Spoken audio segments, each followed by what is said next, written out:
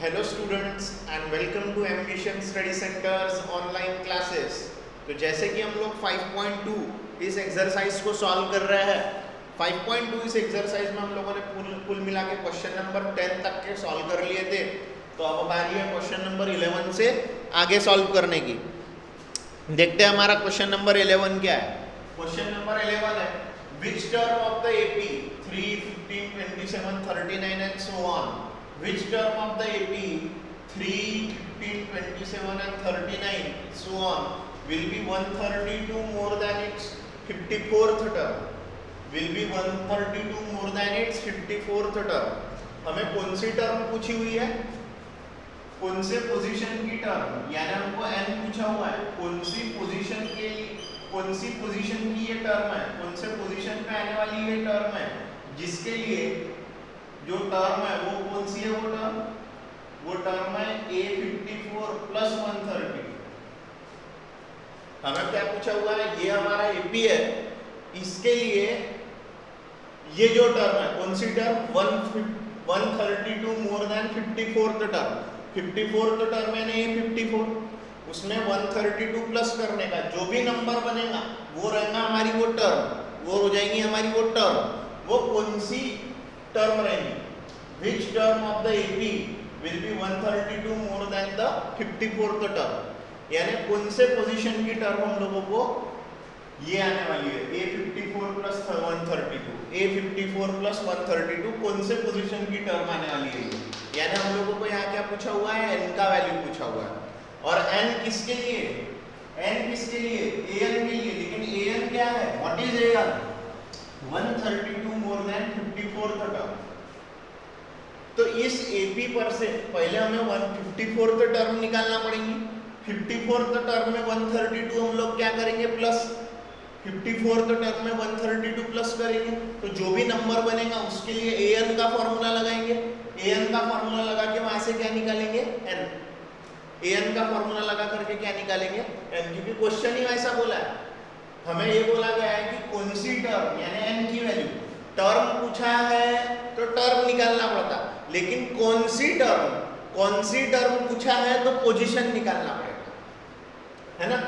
Which term बोला है तो पोजीशन, जिसके लिए जो टर्म आने वाली है यानी an आने वाली है वो क्या है 132 मोर देन 54th टर्म। तो पहले हम लोग 54th टर्म निकालेंगे इस एपी पर से, और बाद में उसमें 132 ऐड करेंगे और फिर an का फॉर्मूला लगाएंगे, ठीक है। तो n पूछा गया हम लोगों को, तो हम लोग देखो the given AP is 3, 15, 27, 39 and so on। तो हम लोग यहाँ पे क्या बोलेंगे, therefore A1 is equals to A is equals to 3। ये AP है पहले से, तो D क्या होगा, A2 माइनस A1, 15 माइनस 3 यानी 12। और चेक करना है कि D को, जरूरी नहीं है। क्यों नहीं है जरूरी, बिकॉज ये पहले से ही क्या दिया हुआ है AP, फिर भी देख लेते हैं। यानी 12, therefore D is equals to आ गया 12, ठीक है। A भी है D भी है, A भी है और D भी है। अब हम लोग निकालेंगे A54। We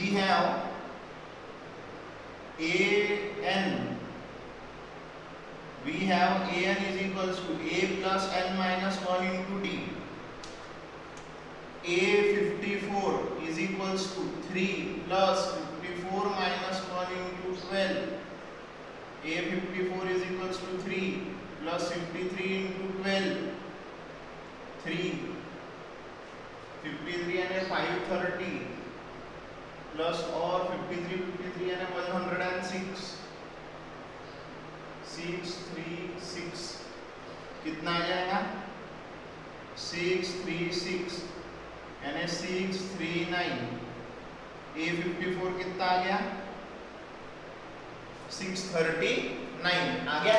अब हम लोगों को an, जो an टर्म है जिसके लिए n निकालना है, वो क्या है an term 132 more then 54, 132 more then 54 है, 132 more then 54 132 more than 54th term है दिया हुआ क्वेश्चन में।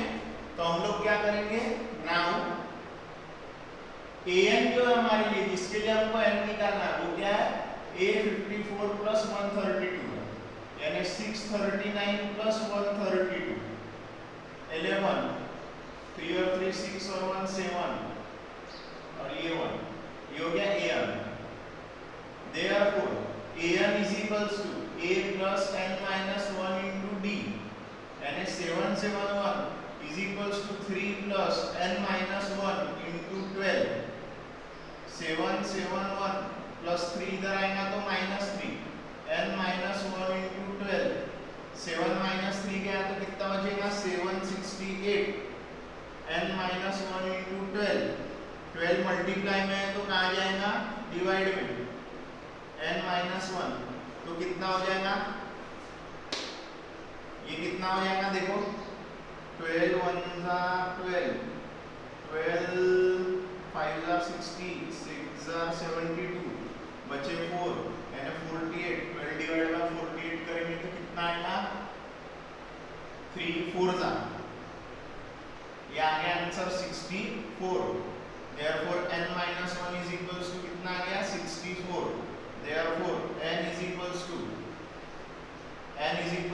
64 minus 1 का क्या हो जाएगा प्लस 1 हो जाएगा, तो 65 ये आंसर आएगा। therefore हमको क्या पूछी थी, कौन सी टर्म a54 प्लस 132 आने वाली, a54 प्लस 132 यानी 54 टर्म में 132 प्लस करके आने वाली है। तो हम लिखेंगे the 65th term of the given AP will be 132 more than its 54th term। आ रहा है तुम लोगों के, क्लियर हो रहा, यानी 65th नंबर की जो टर्म रहेंगी वो 65th नंबर की टर्म क्या आने वाली है, 65th नंबर की टर्म क्या आने वाली है 132 more then it's 54th term. हम लोगों को सवाल ही वैसा है, आपको सवाल समझना पड़ेगा कि एक्चुअली में क्वेश्चन में पूछा क्या है। क्वेश्चन में वही पूछा है कि कौन सी term 132 more than 54th term आने वाली है, कौन सी टर्म आने वाली है, यानी n पूछा है, लेकिन n किसके लिए 132 प्लस 54 टर्म, वो एक अपना अलग में an है। तो हम लोग ने पहले an का फॉर्मूला लगा के 54 टर्म निकाले, बाद में जो टर्म चाहिए थी वो टर्म कैलकुलेट करके 54 प्लस 132 771 उसका फॉर्मूला लगा के n निकाले। आ रहा है क्लियर हो रहा पूरे तरीके से, आप लोग करो इसका स्क्रीनशॉट, फिर हम लोग जा रहे हैं नेक्स्ट प्रॉब्लम पे।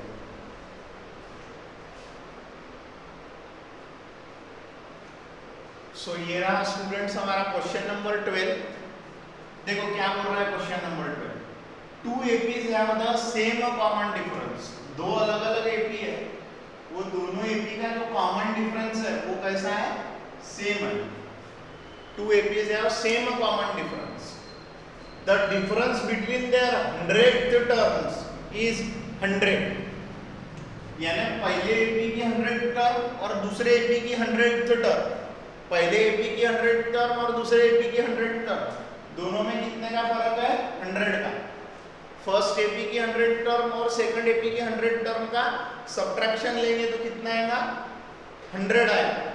What is the difference between there 1000 term, यानी पहले एपी के और दूसरे एपी के 1000वीं टर्म्स के बीच में का डिफरेंस पता करना है, पता ठीक है। तो हम लोग देखो ये क्वेश्चन को कैसे करेंगे, दो अलग अलग एपी है और दोनों एपी के 100 टर्म का डिफरेंस दिया है 100, तो हम लोग क्या करेंगे, एक टर्म लेंगे, एक एपी बनाएंगे अपन, एक एपी के पहले एपी का 100 टर्म का फॉर्मूला लिखेंगे, दूसरे एपी के 100 टर्म का फॉर्मूला लिखेंगे, दोनों का सब्ट्रैक्शन बताएंगे 100, उसकी मदद से फिर हम लोग पहले एपी का 1000 टर्म का फॉर्मूला लिखेंगे, दूसरे एपी के 1000 टर्म का फॉर्मूला लिखेंगे, उनका सब्ट्रैक्शन करेंगे, और ये जो पहला रिलेशन दिया है 100 आता है जो बोले, उसकी मदद से अपन दूसरे वाले को कैलकुलेट करेंगे, ये डिफरेंस बिटवीन देयर 1000 टर्म्स को। लेकिन उसके पहले यहाँ दो अलग अलग एपी है, दोनों के 100 टर्म के फॉर्मूले लगाना और 1000 टर्म के फॉर्मूले लगाना है, तो उन दोनों एपीज का हम लोगों को फर्स्ट टर्म लेना जरूरी है और उन दोनों एपीज का हम लोगों को कॉमन डिफरेंस लेना जरूरी है। कॉमन डिफरेंस तो डी रहेगा दोनों का भी, लेकिन फर्स्ट टर्म दोनों का भी ए थोड़ी है, सेम थोड़ी है, तो एक का a1 लेंगे दूसरे का a2 लेंगे। Let a1 and a2 where a1 is greater than a2 be the first terms of two APs respectively। कि मैंने क्या ले लिया, पहले एपी की जो फर्स्ट टर्म है वो a1 ले लिया, दूसरे एपी की फर्स्ट टर्म जो है वो a2 ले लिया। a1 बड़ा है a2 से, तो पहले एपी माइनस दूसरा एपी, यही करेंगे हम लोग, ठीक है। अब हम लोग देखो क्या निकालेंगे, हम लोग निकालेंगे we have an is equals to a plus n minus 1 into d, ये हमारा जनरल फॉर्म है, ठीक है। अब हम लोग ये लगाएंगे कौन सी, 100th term of first AP, 100th term of first AP. पहले एपी की 100th टर्म क्या होगी, a1 प्लस a यानी फर्स्ट टर्म क्या है उसकी a1 है, प्लस 100 माइनस 1 इंटू डी यानी a1 plus 99d, equation number 1, ठीक है। फिर 100th term of second AP, a2 plus n minus 1 100 minus 1 into D, दोनों का d क्या है, सेम है ना, दोनों जो ये जो है एपीज है उसका d कैसा है, सेम है, क्या हो गया a2 प्लस 99d, इक्वेशन। अब हम लोग बोलेंगे difference between their 100th term is equals to 100th term में का डिफरेंस, बड़े वाले एपी की 100th टर्म माइनस इससे छोटे वाले एपी की 100th term, a1 minus a1 plus 99d minus a2 minus 99d, ये प्लस और माइनस कैंसल, बच रहा क्या a1 माइनस a2, और हम लोगों को उनके 100 टर्म में का डिफरेंस कितना दिया है 100, तो यहाँ लिखूंगा मैं 100 यानी a1 माइनस a2 क्या आ गया मुझे 100, इक्वेशन नंबर 3, ठीक है। अब मैं लगाऊंगा कौन से टर्म का फॉर्मूला, 1000th टर्म का, ठीक है। अब मैं लगाऊंगा 1000th टर्म का फॉर्मूला, देखो अब देखो 1000th टर्म का फॉर्मूला क्या है, 1000th term of first AP is equals to a1 plus 1000 minus 1 into D, D तो वही है ना दोनों में, a1 plus 999d, equation number 4। अब मैं लगाऊंगा 1000th term of second AP, a2 plus 1000 minus 1 into d यानी a2 प्लस 999d, आ रहा है ध्यान में 5। अब लूंगा उसके बीच में ना हमको क्या चाहिए, 1000 टर्म के बीच में का difference, therefore difference between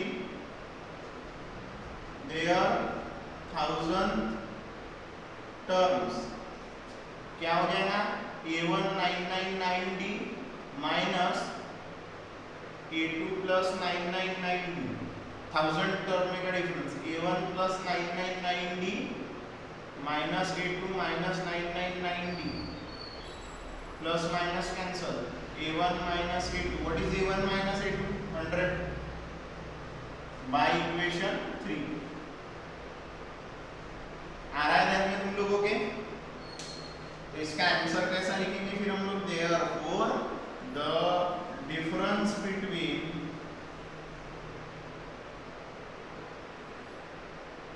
difference between 1000th terms of the two AP is 100. उनके बीच में का डिफरेंस कितने का है? 100. हम लोगों ने क्या करे यहाँ पर दो एपी है बोले जिनका कॉमन डिफरेंस कैसा है? सेम है. कॉमन डिफरेंस सेम है और उनके 100 टर्म्स में का डिफरेंस दिया है. हमको 1000 टर्म में का डिफरेंस पूछा है तो हम लोगों ने बोले कॉमन डिफरेंस तो दोनों में डी आने वाला है तो दोनों की हम लोग फर्स्ट टर्म्स ले लेते हैं A1 और A2 जिसमें A1 बड़ा है और A2 छोटा है. A1 बड़ा है A2 छोटा है तो पहला जो AP रहेगा वो बड़ा रहेगा दूसरे AP से. फिर 100 टर्म का फॉर्मूला लगाए पहले AP दूसरे AP का और उनके 100 टर्म में का डिफरेंस 100 दिया है तो क्या करें दोनों का सब्ट्रैक्शन लिए तो डिफरेंस कितना दिया हुआ है हमको 100. उसको लेकर के सॉल्व करें तो A1 माइनस A2 कितना आ गया? 100 आ गया. फिर 1000 टर्म का डिफरेंस पूछा है तो 1000 टर्म्स का डिफरेंस किए. फिर उनके बीच में का जो क्या आया फाइनल आंसर यहाँ पे भी A1 A2 आया. A1 A2 हमने निकाल के रखे थे 100 और यहाँ पुट कर दिए. आ रहा था में ऐसा क्वेश्चन है जो पेपर में तुम लोगों को कम से कम 3 से 4 मार्क के लिए आने वाला है. आप लोगों को इसकी ज़बरदस्त प्रैक्टिस अब के अभी करके रखना है और इसके नोट्स भी बना के मेरे को पहले भेजो तुम लोग व्हाट्सएप पर. और उसके बाद में सबसे इम्पोर्टेंट थिंग ये है कि आप लोगों को इसकी प्रैक्टिस भी करके भेजनी है. प्रैक्टिस करके आप लोग भेजोगे नहीं तो आप लोगों को उसका पनिशमेंट भी मिलेगा.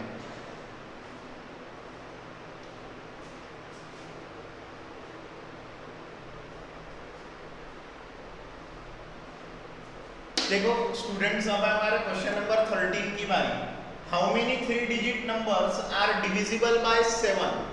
ऐसे कितने 3 डिजिट नंबर्स है 3 डिजिट नेचुरल नंबर्स जो 7 से डिवाइड होते हैं. 3 डिजिट नंबर्स कहाँ से शुरू होते हैं? 100 से. और कहाँ पे खत्म होते हैं? 999 पे. तो हमें ये चेक करना है कि उसमें से कितने नंबर्स है वो 100 से लेके 999 तक कितने नंबर्स है जो 7 से डिवाइड होते हैं. कितने नंबर्स है पता करना है n पता करना है. How many numbers are there. देखो ना आप लोग पहला नंबर ढूंढोगे जो 7 से डिवाइड होता है 3 डिजिट नंबर. उसके बाद में हर अगला नंबर लाना है तो कितना प्लस करना पड़ेगा? 7 प्लस करते जाना पड़ेगा. आपको पहला 3 डिजिट नंबर मिल गया तो अगला 3 डिजिट नंबर जो 7 से डिवाइड होगा वो कैसे मिलेगा? +7. उसके अगला कैसा मिलेगा? +7 करते जाएंगे हम लोग करते जाएंगे. और हमें पूछा गया है 3 डिजिट नंबर जो 7 से डिवाइड होते हैं ऐसे कितने नंबर्स है? How many numbers are there. यानी वो सीक्वेंस में जितनी पोजीशंस आएंगी लास्ट पोजीशन जो भी रहेंगी उतने नंबर्स डिवाइड होंगे. लास्ट पोजीशन जो भी रहेंगी उतने नंबर्स 7 से डिवाइड होंगे उतने 3 डिजिट नंबर. लेकिन उसके लिए हमें लास्ट नंबर भी पता करना पड़ेगा. लास्ट नंबर पता करेंगे तो उसके लिए an का फॉर्मूला लगाएंगे a और b लेकर के और an के फॉर्मूले पर से n निकालेंगे यानी लास्ट पोजीशन मिल जाएंगी. जो भी लास्ट पोजीशन रहेंगी उतने नंबर 7 से डिवाइड होते रहेंगे. और ये हम लोग क्यों कर रहे हैं? क्योंकि हमें जो हर अगला नंबर मिल रहा है जो 7 से डिवाइड होता है वो +7 करके मिल रहा है. तो जो सीक्वेंस तैयार हो रहा है वो AP में रहेगा. काय में रहेगा? वो AP में. तो देखो मैं लिखूंगा कैसे इसको. The 3 digit numbers which are divisible by 7 are 3 digit number. पहला कहाँ से शुरू होता है? 100 से. डिवाइड करके चेक करो. 7 1 जार 7 बचा 3 0 आया नीचे 7 4 जार 28 बचा 2. हुआ क्या? कंप्लीटली डिवाइड होना है ना रिमाइंडर 0 आना तो 100 101. 7 1 जार 7 बचा 3 31 7 4 जार 28 बचे 3. ठीक है. 7 1 जार 7 बचे 3 2 आए नीचे 7 4 जार 28 बचे 4. फिर 7 103 1 जार 7 बचे 3 फिर आए 3 नीचे 7 4 जार 28 बचे 5. फिर 104 कर लेता हूँ. 7 1 जार 7 बचे 3 4 नीचे 7 4 जार 28, कितने बचे 6, 7 1 जार 7 बचे 5, 7 5 जार 35, हो गया डिवाइड कंप्लीटली, रिमाइंडर 0 आ गया। तो that 3 digit number which are divisible by 7 are, पहला नंबर कौन सा है 105, अगला चाहिए तो +7 करो 112, अगला चाहिए तो +7 करो 119, अगला चाहिए तो +7 करो। अब हमें लास्ट भी देखना है, तो लास्ट 3 डिजिट नंबर कौन सा है, लास्ट 3 डिजिट नंबर कौन सा है 999 है, 999 चेक कर लेते 999 होता है क्या, 999 7 7 1 जार 7 बचे 2 9 नीचे, 7 4 जार 28 बचा 1 9 नीचे, 7 2 जार 14 कितना बचा 5, फिर नहीं हुआ 999 नहीं हुआ, फिर हम लोग करेंगे 998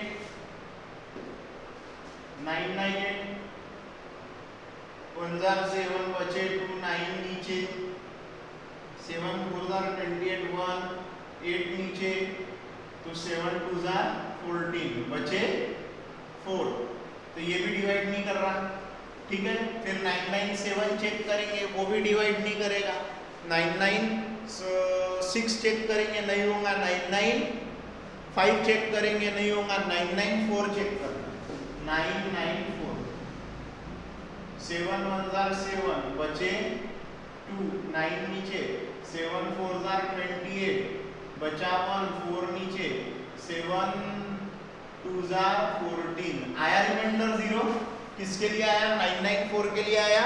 तो सबसे बड़ा 3 डिजिट नंबर जो कि डिवाइड होता है, सबसे बड़ा 3 डिजिट नंबर जो कि डिवाइड होता है 7 से, वो कौन सा है 994, ऐसा ही चेक करना पड़ेगा आपको, ठीक है। और ऐसे हम लोगों ने लिस्ट बनाई। अब हम लोग 994 किस पोजीशन पे है वो पता कर लेंगे, यानी पूरे कितने नंबर्स है वो जो कि 7 से डिवाइड होते हैं वो पता चल जाएंगे, कितने 3 डिजिट नंबर्स है जो 7 से डिवाइड होते हैं वो कैसे पता करेंगे, हम लोग पता करेंगे जो लास्ट पोजीशन में जो नंबर है वो कौन से पोजीशन पे, जो भी वो पोजीशन आएंगी उतने ही नंबर्स कैसे डिवाइड होंगे, किससे डिवाइड हो जाएंगे 7 से। चलो तो सबसे पहले हम लोग इसको टेस्ट करेंगे, here A1 is equals to A is equals to 105, A2 is equals to 112, A3 is equals to 119 and so on, और A1 है 994। अब ये AP है कि नहीं एक बार चेक कर लेते, common difference A2 minus A1 112 minus 105 7, A3 minus A2 119 minus 112 ये भी 7 है, therefore D is equals to 7, और पहले हम लोग D is equals to 7 बोलने के पहले, D is equals to 7 बोलने के पहले, D is equals to 7 बोलने के पहले मैं बोलूँगा therefore this is an arithmetic progression, ये जो है ये टाइम है अरिथमेटिक प्रोग्रेशन में, तो D क्या हो जाएगा 7, A भी है हमारे पास में, D भी है हमारे पास में, हम लगाएंगे AN का formula, we have AN is equals to A plus N minus 1 into D, therefore AN क्या लेना है इस क्वेश्चन के लिए 994 लेना है, क्यों, क्योंकि हम वो कौन से पोजीशन पे वो निकालेंगे, पहला नंबर है 105, N निकालना है और D है 7 प्लस 105 इधर आ जाएगा तो क्या हो जाएगा minus N minus 1 into 7, 994 minus 105 कितना होगा 14 minus 5 9, 9 में से 14 minus 9, 9 में से बन गया 8, ठीक है, और 9 में से बन गया 8, यानी 889, 889, ठीक है। 14 में से 5 जाएंगे तो कितना रहेगा 9, ठीक है, 9 में से बन गया तो 8 और 9 में से बन गया तो 889, ये हो गया n minus 1 into 7। अब ये 7 मल्टीप्लाई में है तो कहाँ जाएगा डिवाइड में, मल्टीप्लाई में है ना 7 तो कहाँ जाएगा डिवाइड में, देखो 7 1 जार,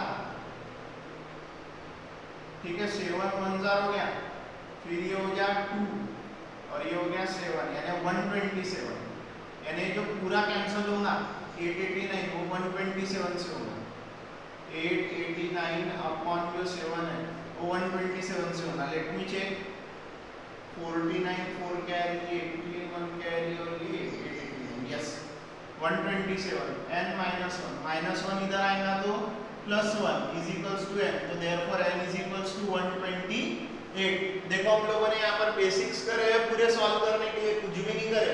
n यानी 128 यानी 994 लास्ट नंबर कौन से पोजीशन पे है 128 पे, तो कुल मिला के कितने नंबर्स है जो 7 से डिवाइड होते हैं, 3 डिजिट नंबर जो 7 से डिवाइड होते हैं 128 number.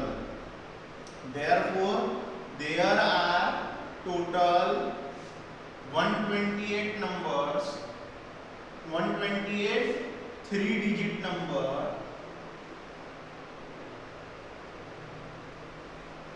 which are divisible by 7। कितने नंबर है टोटल नंबर्स कितने हैं वहां पे 128 नंबर्स है जो किससे डिवाइड होते हैं 7 से। हम लोगों ने पहला नंबर ढूंढे, फिर हर अगला नंबर चाहिए तो +7 +7 +7 कर करके आ रहा, फिर लास्ट नंबर भी ढूंढे वो डिवाइड करके, ठीक है। और फिर ये पूरे सीक्वेंस लिखे, फिर देखे कॉमन डिफरेंस आ रहा तो ये AP है तो AM का फॉर्मूला लगा करके n निकाल लिया, n पता चल गया 128। Therefore there are 128 3 digit number which are divisible by 7। Let us do the next question.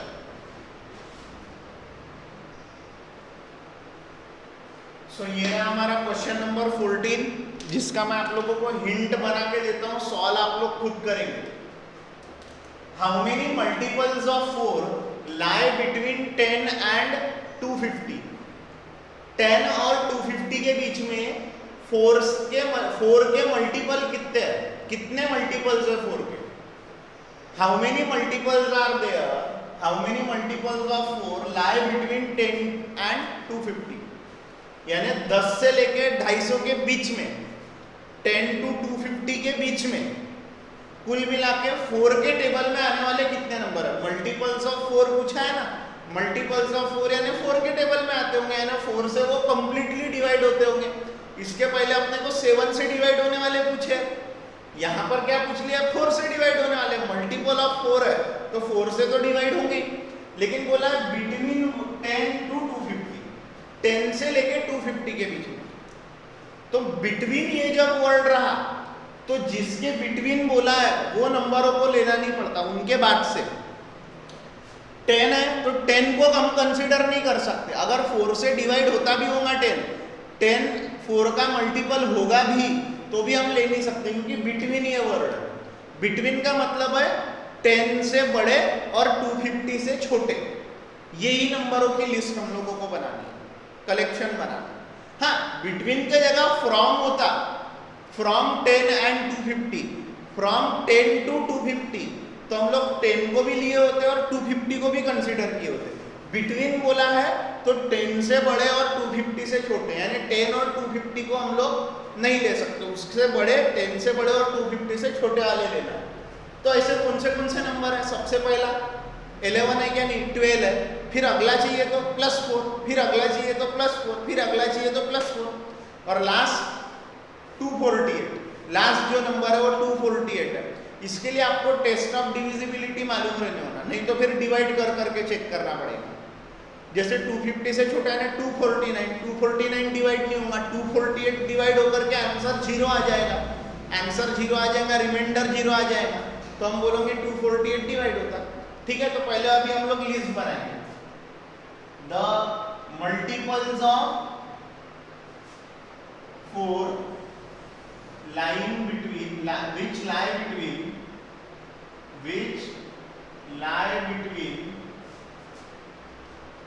10 and 250 are कौन कौन से? पहला है 12, फिर अगला 16, फिर अगला 20, फिर अगला 24, और लास्ट आएगा 248। चाहे तो डिवाइड करके देखिए, 249 डिवाइड नहीं होगा 4 से, और 248 डिवाइड होके रिमाइंडर 0 आ जाएगा, इसमें रिमाइंडर 0 नहीं आएगा। ठीक है ना, मैं कर रहा नहीं हूँ अभी, ठीक है।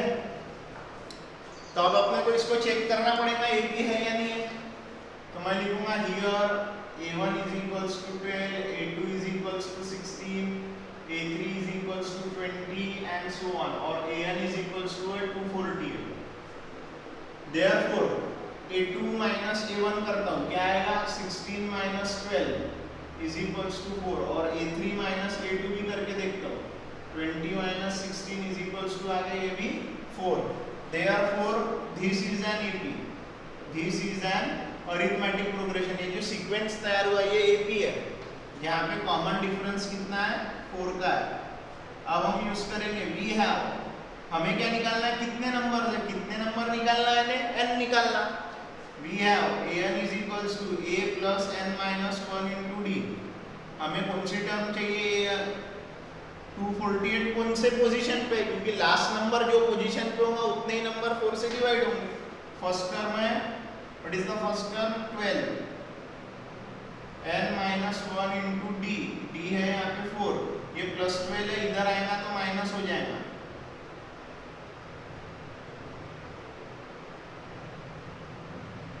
आराधन में ये माइनस 12 करो, 8 में से 2 गए 6, 4 में से 1 गए 3, 236, n minus 1 into 4,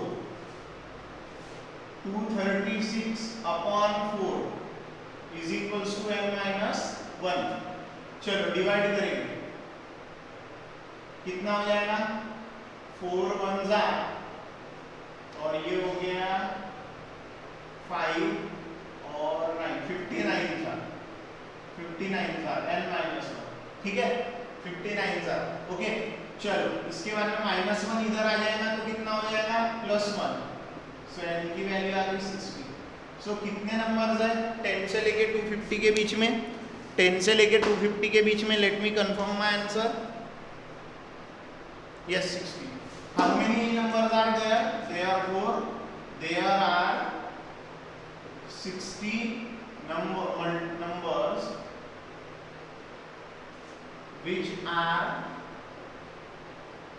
which are multiples of 4 lie between 10 and 250.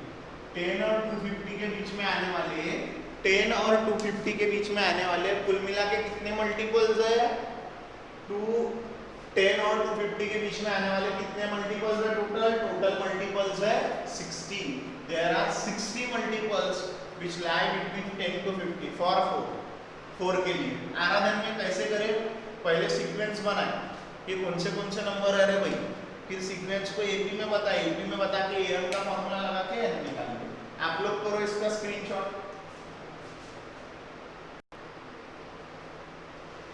So students ये रहा हमारा क्वेश्चन नंबर 15, जो कि बहुत इजी और इंटरेस्टिंग क्वेश्चन है. For what value of n are the nth term of the two APs 63, 65, 67. This is the first AP and 3, 10, 17 and so on are equal. ठीक है, ये दो हमारे पास में एपी देके रखा है. और for what value of n, n की किस वैल्यू के लिए इन दोनों इक्वेशन की nth टर्म इक्वल आएगी. तो n की कौन से वैल्यू के लिए दोनों इस एपी और इस एपी की nth टर्म इक्वल आएगी बोले, तो हम लोग क्या करेंगे, पहले एपी की nth टर्म निकालेंगे, दूसरे एपी की nth टर्म निकालेंगे. ठीक है, और दोनों को इक्वेट करेंगे क्योंकि दोनों एपीस की nth टर्म इक्वल आ रही है और वो कौन सा n के लिए आ रही है वो निकालना है ना. तो हम लोगों को जो कंडीशन दिया है कि दोनों की nth टर्म इक्वल है, दोनों की nth टर्म निकाल करके इक्वेट करके सॉल्व करेंगे तो n मिल जाएगा कि कौन से n के लिए दोनों की nth टर्म इक्वल आ रही है. तो देखो मैं कैसा लिखूंगा इसको, मैं पहले बोलूंगा for first AP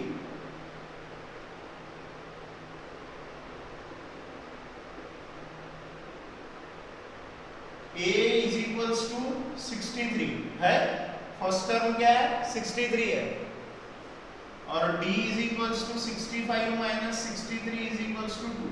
Therefore an is equals to a plus n minus 1 into d. Therefore इसका an कितना आ जाएगा 63 n minus 1 into 2 यानी 63 plus 2n -2 यानी 61 + 2n। ठीक है, फिर मैं लूंगा for second AP, for second AP कौन सी है second AP? 3, 10, 17 and so on. a is equals to कितना है? 3 और d क्या है? 10 - 3 इज इक्वल्स टू 7 यानी 7 7 से बढ़ते बढ़ते जा रही है। देयरफॉर हम लोग करेंगे an is equals to a + n - 1 into d। So an का क्या फार्मूला बनेगा इसका भी बोलो? इसका a1 क्या है? 3 यानी n - 1 इनटू 7 यानी 3 + 7 n - 7, ये 7 से मल्टीप्लाई हो गया ना, आ रहा है में इसका a1 जो फर्स्ट टर्म है 3 है, ये 3, ये देखो ये हो गया 7n, 3 - 7 यानी -4, आ गया आंसर ये -4। ये होगी इसकी इक्वेशन नंबर 2। तो अब लिखूंगा मैं अकॉर्डिंग टू क्वेश्चन। क्वेश्चन क्या बोल रहा है मेरा? क्वेश्चन क्या बोल रहा है मेरा कि दोनों की nth टर्म इक्वल है, तो 61 + 2n 7n - 4 by 1 and 2। अब देखो ये 2n इधर भेजता है, -64 इधर ला, 61 के तरफ -4 को लाऊंगा +4, 7n + 2n इधर जाएगा -2n यानी 5n, ये हो गया 65। तो 65/5 is equals to n, therefore n is equals to 13। n की वैल्यू क्या आ गई? 13, इधर ही बॉक्स कर देते हैं। ठीक है,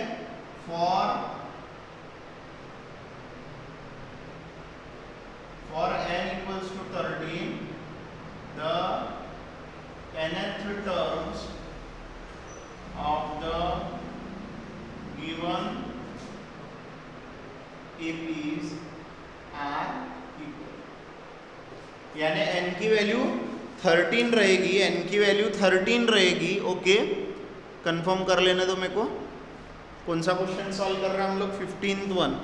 yes, for n is equals to 13 we are having our nth term equal. दोनों सीक्वेंसेस की nth टर्म क्या आ रही है? इक्वल आ रही है। दोनों सीक्वेंसेस की nth टर्म क्या आ रही है? इक्वल आ रही है। nth टर्म इक्वल आ रही है। ठीक है, आप लोगों ने 15 क्वेश्चन समझ लो। दोनों एपी है, दोनों के an के फॉर्मूले लगाए, क्वेश्चन बोल रहा दोनों की nth टर्म इक्वल है, सॉल्व कर लिए।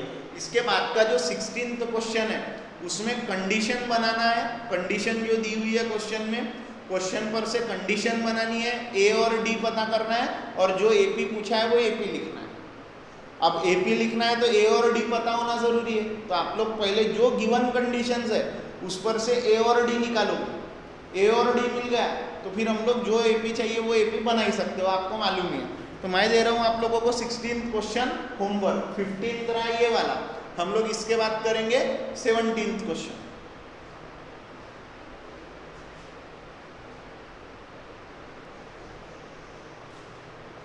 लुक स्टूडेंट्स, ये रहा हमारा क्वेश्चन नंबर 17। क्वेश्चन नंबर 17 बहुत अच्छा और मजेदार क्वेश्चन है। क्वेश्चन एक बार समझ लो। Find the 20th term from the last of the AP 3, 8, 13 and so on up to 253। 253 यहाँ पर लास्ट टर्म है। लास्ट टर्म कौन से पोजीशन पे वो हमें पता नहीं। हमें क्या निकालना है? Find the 20th term from the last, यानी पीछे से अपन गिनते आएंगे, रिटर्न रिवर्स गिनती करते आएंगे। First term, second term, third term, fourth term, fifth term, ऐसा करते करते हम लोग पीछे से 20th नंबर की टर्म पे पहुंचेंगे। 20th नंबर पे जो टर्म रहेगी वो टर्म कौन सी होगी वो पूछा है। वो टर्म कौन सी होगी वो पूछा है। ठीक है ना, यानी हम लोगों को क्वेश्चन में क्या दिया हुआ है? क्वेश्चन में क्या दिया हुआ है? क्वेश्चन पे गौर करो। Find the 20th term from the last. Find the 20th term from the last, ये हम लोगों को पूछा हुआ है। अब लास्ट टर्म हमारी कौन सी है? 253 है। 253 कौन से पोजीशन पे वो निकाल लेंगे पहले हम लोग। 253 कौन से पोजीशन पे, यानी 253 के लिए n निकाल लेंगे। 253 के लिए n निकाल लिए, ठीक है, 253 के लिए n निकाल लेंगे तो जो भी n आएगा उससे पीछे आएंगे 20 बार। यानी अगर मान के चलो ये 50 आता है, 50th पोजीशन की टर्म है, तो 20 बार पीछे आओ, 50th यानी पहली टर्म, फिर 49 यानी सेकंड, 49 यानी सेकंड हो गई, 48 यानी थर्ड, 47 यानी फोर्थ, ऐसा 20 बार पीछे आएंगे। फिर इधर से 20वें नंबर पे जो टर्म आएंगी, पीछे से जो 20वें नंबर पे टर्म आएंगी, वो टर्म कौन सी रहेंगी उसके लिए n का फॉर्मूला लगाएंगे। आराधन में क्या करना है, तो ये AP दिया है, इस AP के लिए पीछे से 20th नंबर पे कौन सी टर्म आएगी, वो टर्म कौन सी रहेगी वो बताना है। तो सबसे पहले तो पता करना पड़ेगा कि पीछे से 20वीं पोजीशन कौन सी, पीछे से 20वीं पोजीशन कौन सी, पीछे से 20वीं पोजीशन कौन सी, ये पता करना पड़ेगा। अब पीछे से 20वीं पोजीशन हम लोग निकालेंगे कैसे, ये पहले निकाल लेंगे लास्ट पोजीशन कौन सी है, लास्ट पोजीशन कौन सी है, उससे फिर 20 बार पीछे आ जाएंगे, 20 टाइम्स पीछे आ जाएंगे। आराधन में 20 टाइम्स पीछे आना है उससे। देखो हम लोग लिखेंगे the given AP is 3, 8, 13 and 253। तो फिर therefore A1 is equals to A is equals to 3, A2 is equals to 8, A3 is equals to 13 and so on, AN is equals to 253। Therefore D is equals to A2 minus A1, 8 minus 3 is equals to 5 यानी D is equals to क्या आ गया है 5 और A क्या है 3। ये पहले से ही हम लोगों को क्या दिया गया है, ये है बोले AP, ये AP है। अब हमको क्या करना है, पीछे से 20वें पोजीशन की टर्म निकालना है। तो हमको पीछे की जो आखिरी पोजीशन पे जो नंबर है वो कौन से पोजीशन पे वो निकालना पड़ेगा ना। तो हम लोग लगाएंगे उसके लिए an का formula, we have an is equals to a plus n minus 1 into d। therefore an क्या लेना है 253, a कितना है 3 plus n minus 1 into 5, 253 plus 3 है तो ये minus 3 हो जाएगा इक्वल टू के इधर into 5, ये हो जाएगा 250 n minus 1 into 5। आराधन में अब वो जो 5 है वो क्या आ जाएगा इधर डिवाइड में आ जाएगा n minus 1। therefore ये हो जाएगा 50 is equals to n minus 1, minus 1 इधर आ जाएगा तो 50 plus 1 is equals to n। so n की वैल्यू आ गई 51। तो हम लोग लिखेंगे therefore the last term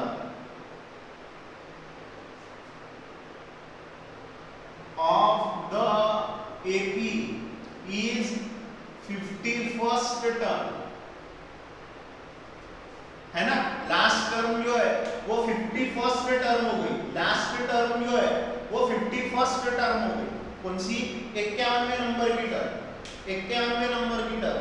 अब हम लोग 51वें टर्म से 20 बार पीछे आएंगे। पहली टर्म यानी 51 नंबर की टर्म, फिर 49, फिर 50, फिर 49, फिर 48, फिर 47, 47 के बाद 46, 45, 44, 43, 42, 41, 41 के बाद में 40, 39, 37, 38, 38 के बाद में आएगा 37, 37 के बाद में 37 के बाद में 36, 36 के बाद में 35, 35 के बाद में 34, 34 के बाद में 33।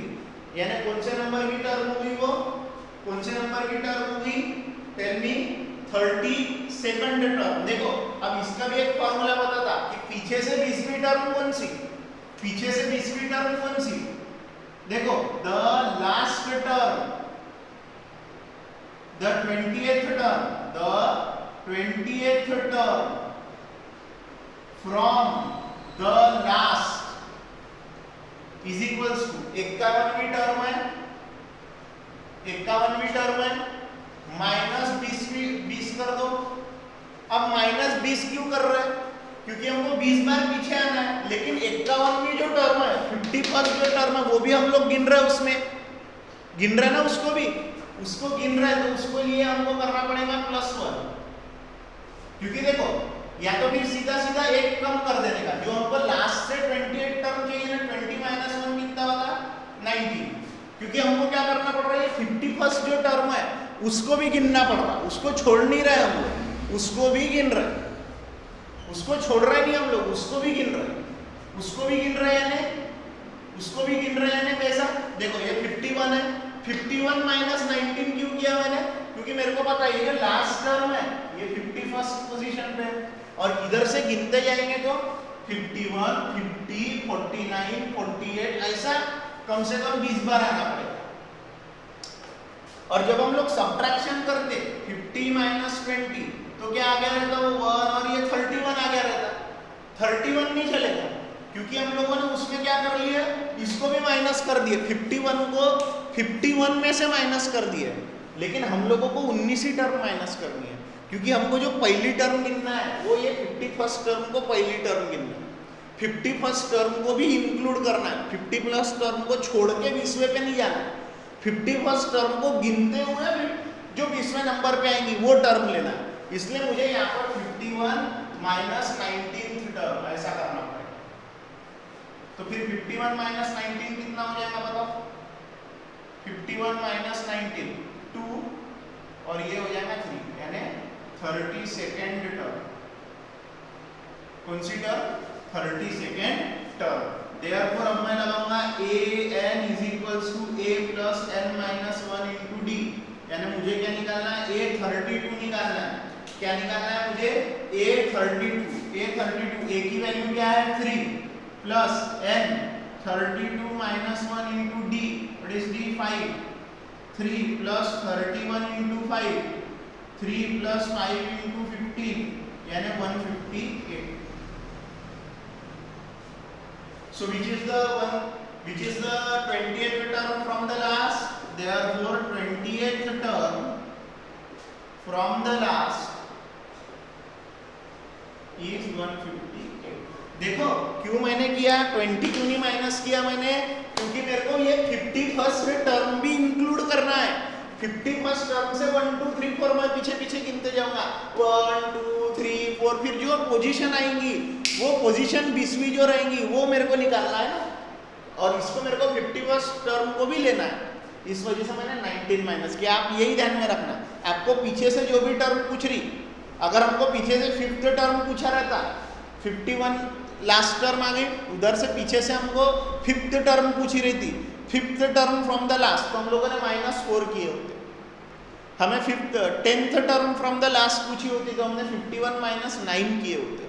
आराधन में क्या करें हम लोगों ने? पहले an का फॉर्मूला लगा के n पता करें, फिर n जो भी आया वो हमारी पहली टर्म होगी, उससे हम पीछे गए, ठीक है? तो फिर जो 20th टर्म आ रही थी पीछे से, वो आ रही थी 32nd टर्म, उसका हम लोगों ने n लगा के निकाल लिए कि वो 32nd टर्म कौन सी। आप लोग करो इसका स्क्रीनशॉट, आप लोग करो इसका स्क्रीनशॉट, और हम लोग पढ़ेंगे फिर आगे।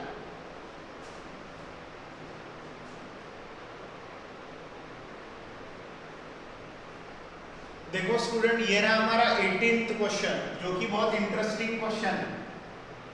The sum of 4th term and 8th term of the AP is 24, and the sum of 6th term and 10th term is 44. 8th और 4th term का सम दिया है 24, 6th और 10th term का प्लस दिया हुआ 44. Find the first three terms of the AP. हम तो AP कभी भी बना सकते हैं, लेकिन हमें क्या पता होना चाहिए? फर्स्ट टर्म A और कॉमन डिफरेंस D। अब फर्स्ट टर्म A और कॉमन डिफरेंस D हम लोग किसकी मदद से बनाएंगे? ये कंडीशन और ये कंडीशन की मदद से। तो हमको पहले A और D निकालना है ना, A और D हम लोग ये दोनों कंडीशन की मदद से निकालेंगे।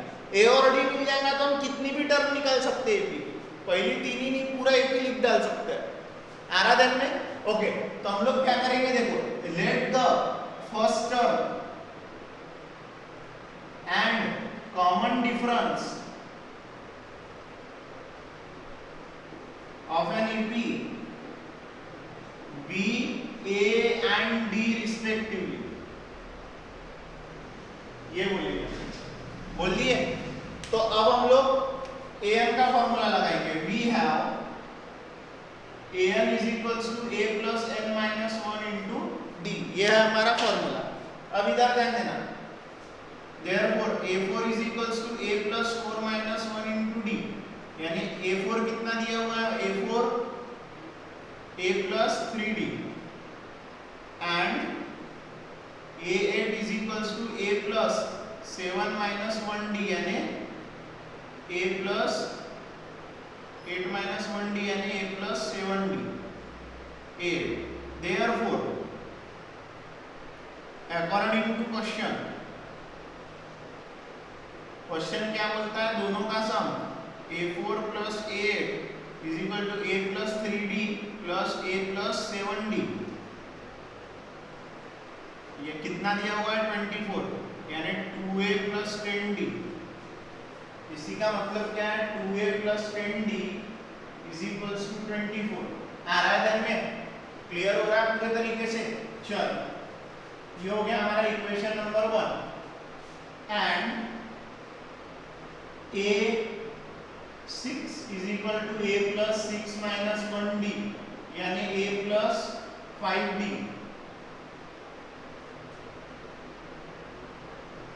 and a10 is equals to a plus 10 minus 1 into d।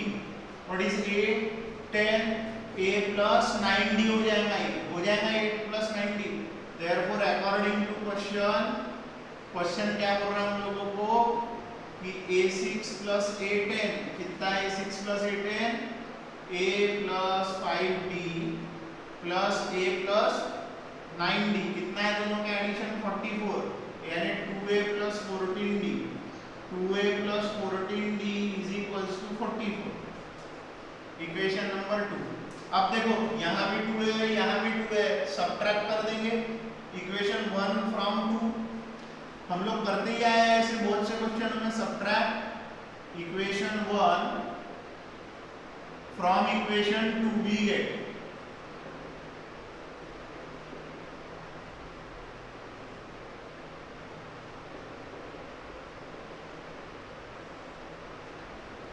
a minus 2a 0 minus 2a minus 2a 0, 14 minus 10 4d, 44 minus 24 यानी 20। सो d की वैल्यू आ जाएगी 20 अपॉन 4 यानी 5, d की वैल्यू आ गई 5। अब हमें लगेगा a, अब हमें लगेगा a। now put d is equals to 5 in equation 1, we get क्या मिल रहा हमको 2a plus 10 into 5 is equals to 24, 2a plus 50 is equals to 24, 2a 24 minus 50 यानी 26 माइनस में, सो a की value minus 26 upon 2, therefore a is equals to minus 13। a की value आ गई minus 13, a की value कितनी आ रही है इस क्वेश्चन में, माइनस 13। ठीक है, तो a आ गया माइनस 13, d आ गया 5, therefore मैं लिखूंगा first term is equals to minus 13, second term is equals to minus 13 plus common difference, minus 13 plus 5 कितना होगा, minus 8, third term is equals to minus 8 plus common difference minus 3, therefore minus 13 minus 8 minus 3 are the first three terms of the AP। आराधन में minus 13 minus 8 और minus 3, ये तीन जो terms रहेंगी ये first 3 terms रहेंगी एपी की। कैसे करें, a4 का और a8 का फॉर्मूला लगा के ऐड करें, एक कंडीशन बनाए, a6 a10 का फॉर्मूला लगा करके कंडीशन बना करके सॉल्व करें, दूसरी कंडीशन बनी, दोनों को सॉल्व करें एलिमिनेशन मेथड से जो pair of linear equation in two variable में सीखी, डी निकाले, डी को पुट करके ए निकाले, ए मिल गया ना फर्स्ट टर्म, सेकंड टर्म निकालना है तो ए में कॉमन डिफरेंस ऐड करो सेकंड टर्म, थर्ड टर्म निकालना है तो सेकंड टर्म में कॉमन डिफरेंस ऐड करो थर्ड टर्म। इस वे में हम लोगों ने करे। अब 19 और 20 जो है ये दो वर्ड प्रॉब्लम है, उसमें से 19 करवाता हूँ और 20 देता हूँ आपको होमवर्क।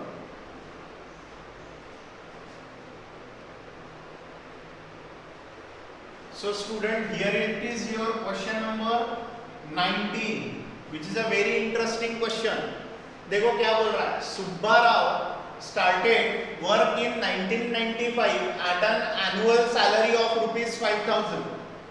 सुब्बा राव ने 1995 में काम करना शुरू करे जब उनकी सैलरी कितनी थी, ₹5,000 and received an increment of ₹200 each year. यानी हर साल उनकी जो सैलरी है वो 200 रुपए से बढ़ती जाती थी।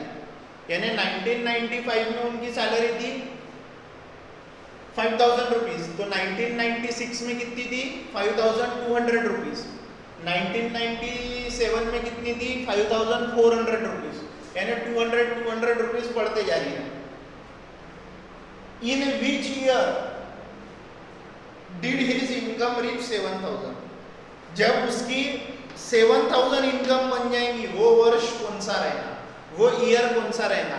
जब 5,000 से 200 रुपए बढ़ते बढ़ते 7,000 पे उनकी सैलरी पहुंच जाएंगी सुब्बा राव की, वो ईयर कौन सा रहेगा?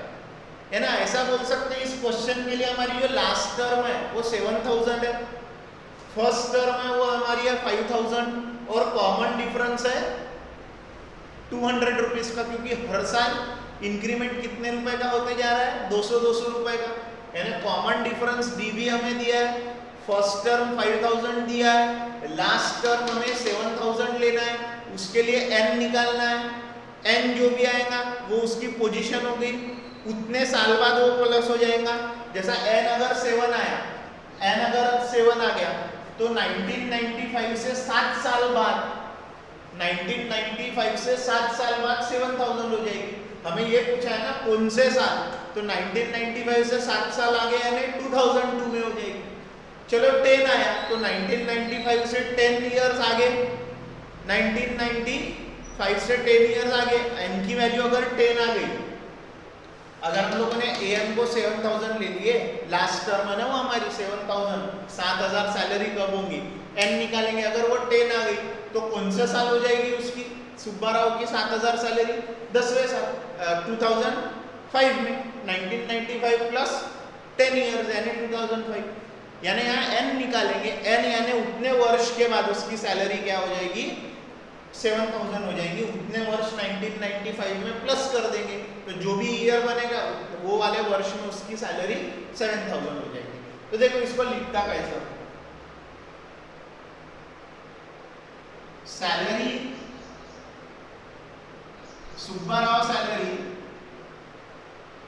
Subba Rao's salary in 1995 is ₹5,000. Therefore first term यहाँ पे क्या है हमारी 5,000 है। Increment each year, increment each year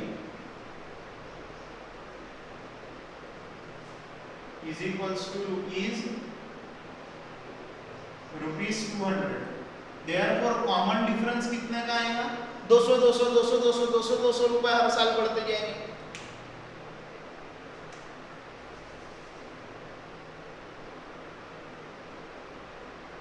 And the salary at last is ₹7,000। Salary at last यानी आखिरी में जो सैलरी दी हुई है वो कितनी दी हुई है, 7,000। यानी an कितना लेना है हम लोगों को, 7,000 आ रहा दिन में।